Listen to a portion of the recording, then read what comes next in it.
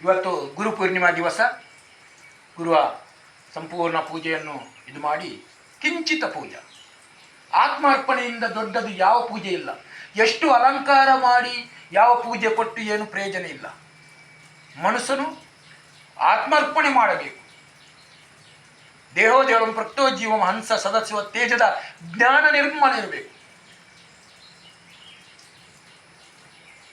ಮನಸ್ಸಲ್ಲಿ ಇಟ್ಕೊಂಡು ಈ ಬೇಡದೆಲ್ಲ ಮಾತಾಡಿಕೊಂಡು ಹೋಗುವುದಲ್ಲ. ಮನಸ್ಸು ನಿರ್ಮಲ ಇರಬೇಕು. ಹಾಗೆ 3 ಮಾತು, 3-4 ಒಳ್ಳೆಯ ಮಾತನ್ನು ನಾನು ಗುರುಪೂರ್ಣಿಮಾ ದಿವಸ ಹೇಳ್ತೇನೆ. ಗುರುವ ಮಾತು ಪಾಲನೆ ಮಾಡದ ಶಿಷ್ಯ,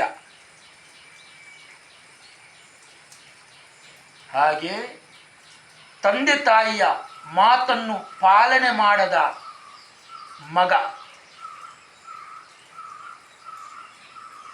ಹೆತ್ತ ತಾಯಿ ತಂದೆಯ ಚಿತ್ತವನ್ನು ವಹಿಸಿ ಎಷ್ಟು ದೇವಸ್ಥಾನ ಆಗಲಿ, ಎಷ್ಟು ತೀರ್ಥಯಾತ್ರೆ ಮಾಡಿ ಏನೂ ಫಲ ಇಲ್ಲ.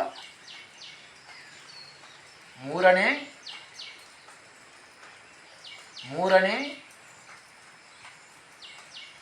ಪತಿಯ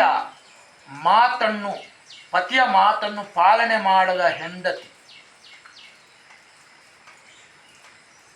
ಅವಳು ಸದ್ಗುಣ ಸದಾಚಾರಳಾಗಿರಬೇಕು, ಪ್ರತಿವ್ರತೆಯೇ ಆಗಿರಬೇಕು.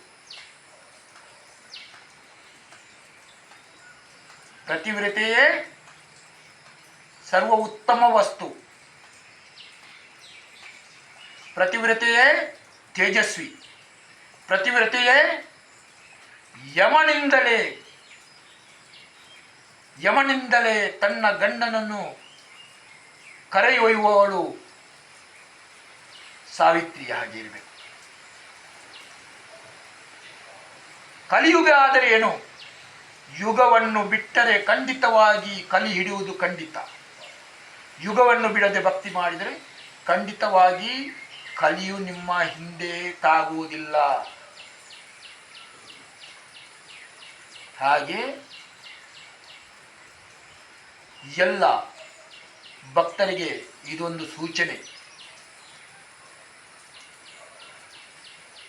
ಗುರುದೇವ